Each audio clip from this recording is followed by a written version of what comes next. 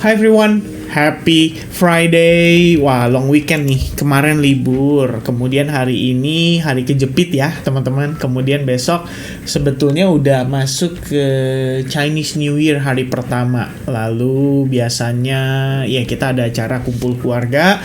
Dan buat teman-teman yang ikut merayakan, Happy Chinese New Year. Everyone, kita mau update posisi dari Bitcoin. Jadi kemarin banget kita ada sempat inform ya soal Bitcoin ini kelihatan punya possibility akan breakout dari resistance-nya. Saya sudah sampaikan di sana bahwa indikasi ya, istilahnya discount yang kita sampaikan dalam beberapa hari terakhir itu kan sifatnya baru asumsi saja dan bukan merupakan prediksi, melainkan sebuah menjadi satu sarana untuk kita lebih berwaspada atau lebih berhati-hati. Karena tampaknya walaupun Bitcoin-nya rally cukup signifikan, ini juga dibarengi dengan kenaikan ya pada Bitcoin dominance, which is kita bisa lihat pengaruhnya akhirnya di altcoins. Itu altcoins kayak jalan di tempat. Ya, kita bisa lihat banyak banget altcoins yang istilahnya tuh ya ada yang mau nanjak tapi malu-malu gitu ya. Kayak nanggung gitu kan antara mau dan tidak. Dan sebetulnya kalau misalkan proses Bitcoin pertama kali rally itu umumnya dibarengi dengan Bitcoin dominance juga.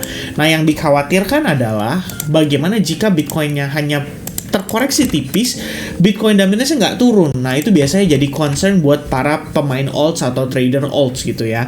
Nah, ini bisa jadi satu perhatian khusus yang mungkin perlu diperhatikan.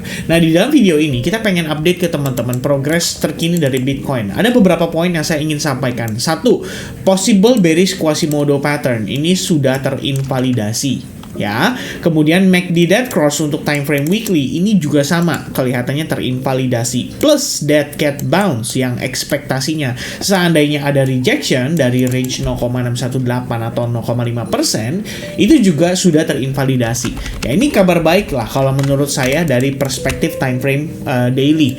Namun apakah kita sudah benar-benar safe? Nah, ini kita mau coba untuk review sama teman-teman ya.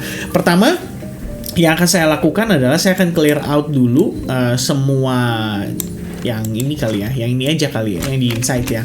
Karena kalau yang di sini sebenarnya kita udah sempat inform dalam video terakhir ya, dan saya rasa ini udah cukup detail lah, udah cukup jelas di sana.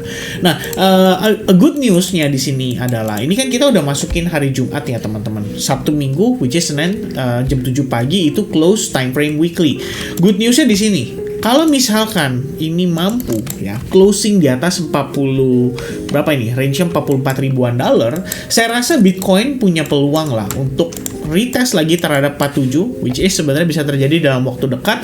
Dan even better ya kalau misalkan memang dia mampu close di atas 47 ribu, well the only level ya menjadi concern kita berikutnya itu adalah di all time high ya di kisaran 69.000 sampai 65.000 dolar. Karena kita bisa lihat teman-teman di sini nggak banyak space pergerakan ya. Di sini ada beberapa resistance tapi sifatnya minor seperti ini di kisaran 51.000 dan ya sebelumnya 47.000. Udah jadi 47 ketemunya udah langsung ke 52.000 dolar. Nah, ini bisa menjadi perhatian khusus bagi kita apabila dia mampu claim dan close di atasnya. Ini berarti bisa dibilang apa?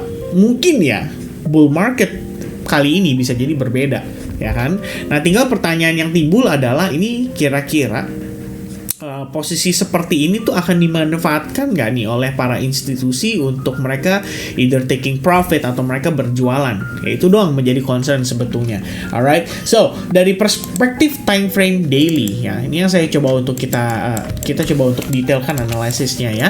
Pertama teman-teman, what happened here ini tetap kita anggap sebagai bagian dari pullback ya. Kenapa demikian teman-teman sekalian? Ini yang harus kalian notice.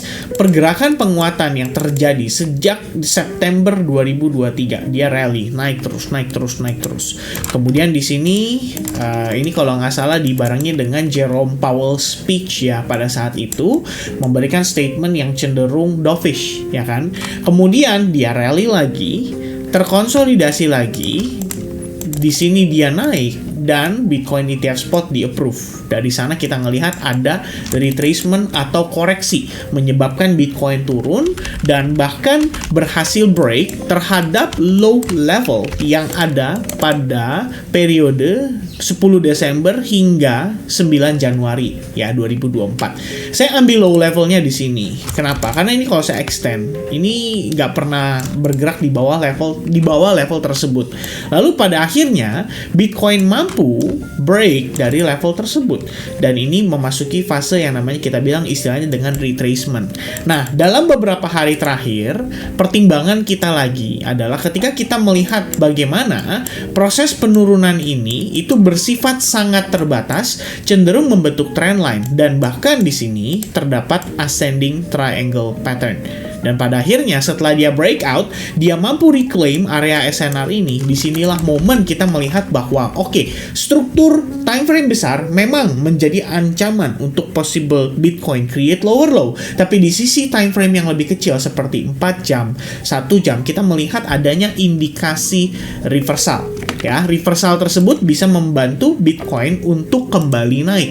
Dan pertimbangannya lagi adalah kita lihat pada saat itu ya, ini kalau sekitaran bulan Januari akhir, which is sebenarnya harusnya disampaikan juga di dalam video update YouTube yang kita sudah post selama beberapa waktu terakhir. Di mana kita melihat bahwa posisi Bitcoin ketika dia terbentuk ascending triangle pattern itu kita bisa manfaatkan sebagai long opportunity. Ya, saya pun personally demikian pada kala itu ya. Saya coba cek lagi teman-teman untuk make sure. So, where is it? This one ya. The first time kita notice terbentuklah si ascending triangle pattern itu, lalu kita coba decide untuk mencari long opportunity. Ya, ongoing breakout saya ada plan tuh coba masuk ya. After dia valid close, this one at 26 January. Wait a minute. There you go teman-teman ya. This is the analysis. Nah, semenjak itu kita melihat proses reversalnya ya. Kita lihat Bitcoin terus mengalami penguatan, naik ya, bisa dibilang terbatas sampai akhirnya tibalah di previous analysis, yaitu kemarin. Kita sempat inform ke teman-teman lewat video Bitcoin breakout resistance dan planning saya simple. Saya akan manfaatkan long position apabila Bitcoin mampu close di atas resistance ya 43.500. Dan salah satu consideration yang menurut saya menguatkan analisis tersebut adalah bagaimana penguatan ini bersifat cenderung membentuk yang namanya ascending triangle.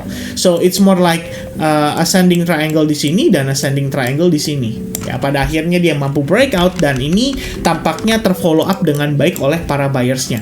Nah, kondisi ini dengan penguatannya, dengan progresnya, dengan istilahnya seberapa impulsif candlenya, itu bisa jadi pertimbangan kita juga bahwa yang namanya skenario dead cat bounce, probability-nya untuk dia tervalidasi itu sudah menjadi cenderung lebih kecil peluangnya. Plus, kalau berdasarkan pola Quasimodo sendiri, semestinya Bitcoin tidak boleh lebih dari left shoulders-nya ini.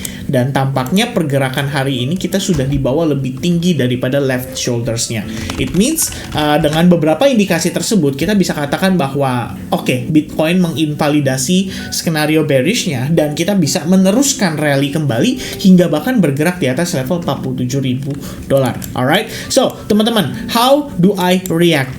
Ya, kemarin saya sampaikan juga positioning saya di market. Saya sendiri tetap mencari biasnya tuh sebenarnya yang cenderung long ya. Saya mencari opportunity untuk long terhadap market-market yang saya lihat secara price action menarik. Dan kemarin saya sempat share juga beberapa ya, ada Chainlink, kemudian ada AI ya. Chainlink kemarin kena batukan Bitcoin ya, dan akhirnya gagal untuk manage bertahan di atas si ascending triangle-nya. Malah sekarang dia bergerak di bawah trendline. Ya, ini kalau kita lihat ada possibility nih membentuk yang namanya head and shoulders. Nah, jadi dari posisi Bitcoin yang rally, nggak semuanya ikut rally. Ini yang menjadi kendala, karena disebabkan oleh Bitcoin dominance yang juga ikut nanjak. Tapi beberapa setup saya lihat masih punya peluang. For example, di sini saya lihat AI.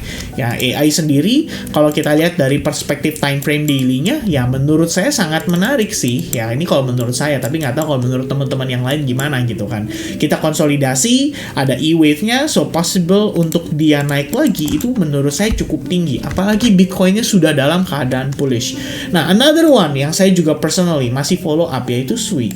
Ya, SUI sendiri saya melihat ini peluangnya juga sama. Semestinya masih lebih condong atau tendensinya lebih kepada bullish. Kalian bisa lihat di sini terbentuk trendline, di topnya juga sama terbentuk trendline. So, ini bisa dikonsider sebagai ascending triangle. Kalian bisa lihat pada perspektif time frame daily-nya juga. Nah, ini bias-bias yang sementara saya masih follow up. Jadi saya nggak mencari opportunity sell short, even though kemarin kita melihat ada antisipasi ya yang bisa kita istilahnya khawatirkan lah. Tapi di sini sifatnya hanya untuk mengurangi risk yang kita ambil saja, sehingga kita tidak perlu terlalu overconfident, beranggapan bahwa wah ini harusnya bakal naik kenceng banget dan nggak akan bisa mengalami rejection. Nah, permasalahannya adalah kita nggak pernah tahu teman-teman. Bitcoin itu penuh dengan kejutan dan seringkali menyebabkan yang namanya fake out terjadi sebelum adanya reversal yang betul-betul reversal.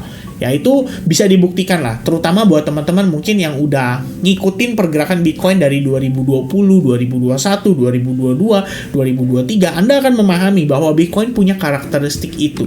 Tujuannya apa? Kadang-kadang fake out terjadi itu supaya bisa mengambil lebih banyak liquidity di market. Alright, itu menjadi consideration kita. Nah, dengan pertimbangan itu, maka eksekusi yang saya lakukan terhadap market itu saya cenderung dengan risk yang rendah. Jadi saya nggak masuk dengan risk yang besar, atau mungkin teman-teman yang biasa menggunakan leverage sebagai benar-benar daya ungkit dalam transaksi kalian, ya itu bisa mulai dikurangi. Jadi ada pertimbangan bahwa oke, dengan kondisi di mana kita bisa melihat ada resiko market ya saat ini Bitcoin bisa mengalami koreksi, ya itu jadi pertimbangan kita. But for now teman-teman sekalian, ya, ini untuk kita tambahkan analisis ya di dalam time frame hourly-nya. Jadi kalau perspektif time frame daily, saya rasa teman-teman mudah-mudahan sudah paham ya. Di sini pullback dan tampaknya di sini kita sudah mereclaim kembali high point yang sebelumnya menjadi SNR. Ya, ini sudah kita marking juga pada time frame hourly-nya. Mungkin untuk menambahkan detail ya, teman-teman bisa lihat di sini. Ya, ini kenapa saya marking range area ini. Nah, kalian bisa lihat. Oke, ini merupakan support, merupakan resistance, dan sudah berhasil di reclaim. Even better, kenapa? Karena Bitcoin juga mampu claim SNR yang ada di sini, yang mana sebelumnya merupakan left shoulders dari si Quasimodo pattern. Jadi kita ngelihat dia mampu nih claim area resistance itu. Jadi ini so far udah bagus banget ya. Dari pullback ini kita anggap bahwa retracement yang terjadi pada Bitcoin hanya sebatas low level ini saja. Lalu dia sudah mampu rebound kembali dan mendapatkan cukup demand dari range area tersebut. So this is the breakout. Ya, kita udah lihat di sini terjadi yang namanya market structure shift pada time frame hourly-nya. Jadi kalau kita lihat di sini, oke, let me clear this up ya biar teman-teman bisa lihat lebih detail lagi dan kita bisa reanalysis ulang dari perspektif time frame 4 jam. So this is the first ya market structure shift yang saya notice. Kemudian dia create high point di range ini dan dia berhasil breakout juga dari high point tersebut. Di mana high point ini juga bukan sembarang high point tapi merupakan area SNR major yang juga sudah berhasil di take over. Nah, dengan dia mampu break dari sana, ada satu pertimbangan saya yang menurut saya cukup menarik, yaitu sebelumnya di sini terbentuk fair value gap atau biasa disebut juga dengan imbalance ya teman-teman sekalian. Nah, dari posisi ini karena kita hanya mendapatkan reaksi minim saja, pertimbangan saya adalah bahwa selling pressure yang masuk dari range area ini kelihatannya sudah termitigasi dengan baik. Jadi kalau misalnya ada selling order di sana, ini berarti dimakan dengan baik oleh para buyersnya dan mereka bersedia untuk beli dari harga yang berada di kisaran level $45.000. Maka teman-teman, fair value gap ini kita bisa gunakan nantinya sebagai salah satu level support. Jadi kita bisa marking ini dengan istilah IFVG, betul. Ya, dalam artian inverse fair value gap. Ya. Jadi ini sifatnya itu adalah untuk memberikan kita semacam informasi ya bahwa kelihatannya ada ketertarikan nih dari para buyers ya untuk memanage transaksi mereka tetap bertahan di atas area ini. Yap, sekiranya seperti ini teman-teman sekalian ya. Ini adalah inverse fair value gap yang kita bisa consider. What if Bitcoin nantinya mengalami koreksi dulu, diakibatkan oleh apa? Mungkin rejection ya yang diakibatkan oleh dari supply level ini. Karena kita tahu nih teman-teman sekalian, ini breakdown Di sini breakdown. Di sini pun juga sama, terjadi breakdown. Semua diakibatkan oleh satu titik konsentrasi sell off, yaitu pada range area $47.000. Begitu kemarin Bitcoin tempo hari ya, Bitcoin ETF spot di approve, set ada fake out, selling pressure masuk, kemudian menyebabkan satu kali tendangan langsung turun sampai kembali ke level $41.000. Nah, itu ada supply, which is kita harus anticipate di sana. Dan gini teman-teman, kalau kita lihat dari perspektif time frame 4 jam, struktur, apa yang dikatakan oleh struktur? Dia create higher high, ya, secara konsisten dalam beberapa waktu terakhir. Terlepas dari teman-teman yang mungkin suka dengan pola ya, kalian gambarkan trendline kayak gini, Vin ini gimana kalau misalkan ternyata jadi rising wedge dan lain sebagainya. Saya rasa itu tidak perlu kita concernkan dulu, karena saat ini strukturnya di follow up dengan baik. This is your demand zone, which is terpainting dengan baik juga ya, momentumnya cukup signifikan, dia mampu di bawah harganya naik sangat-sangat impulsif, dan ini pemanfaatan by the way ya guys. Jadi waktu lalu kita sampaikan ya di dalam previous video update, saya juga ada entered the long position. Ya, di sini ada entered long position pada Bitcoin. Saya nggak gunakan risk yang terlalu besar, tapi ya itu semua adalah bagian dari cara saya memitigasi resiko, dan pertimbangannya adalah karena dia mampu breakout. Bahkan kalau teman-teman notice di sini ada satu candle yang memberikan konfirmasi kepada kalian, break and retest dalam sebuah pin bar atau doji. After that, boom, kita lihat dia rally sangat impulsif.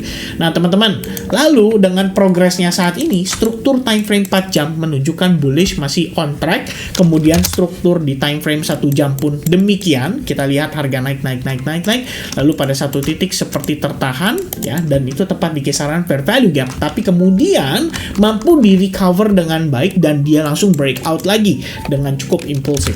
Nah, dengan posisi setup saat ini, saya pikir walaupun di sini ada supply, kalau teman-teman tidak melihat rejection yang terjadi nanti bersifat impulsif, maka sebenarnya tidak perlu khawatir. Kita cuma mempertimbangkan bahwa what if supply ini aktif ya sebagai selling pressure, kemudian dia nanti membuat harga mengalami retracement atau discount atau koreksi, justru itu menjadi peluang untuk kita re-entry lagi pada Bitcoin-nya. Sekiranya seperti itu. So for me, Bitcoin, dia mampu klaim $45.000 saat ini sebagai area resistance atas, dan pada time frame hourly-nya menunjukkan struktur yang masih valid sebagai struktur bullish. So kita cuma tinggal follow up saja. Kalau teman-teman lihat ada opportunity yang menarik pada time frame, pada altcoins-nya, mungkin bisa dipertimbangkan untuk masuk di long position atau di buy, maka di situ bisa jadi pertimbangan untuk teman-teman tetap follow up ya di analisis tersebut. Jadi itu mungkin sedikit yang bisa saya sampaikan pada video update Bitcoin kali ini. Saya nggak tahu ini sedikit atau tidak. Wah, ternyata 17 menit juga ya teman-teman ya. Alright, so I think that's gonna be it. Thank you very much guys for paying attention in this video. Mudah-mudahan informasi yang saya deliver bisa diterima dengan baik. Teman-teman bisa mendapatkan value di dalam proses analisis yang tadi saya lakukan, dan bagaimana cara kita juga bermanuver terhadap mengantisipasi kemungkinan-kemungkinan terburuk, serta bermanuver untuk istilahnya mengambil langkah pada saat kita sudah mengantisipasi skenario terbaiknya. Oke, so God bless for everyone, happy weekend, dan sampai jumpa kembali di video altcoins update berikutnya. Cheers, bye bye guys.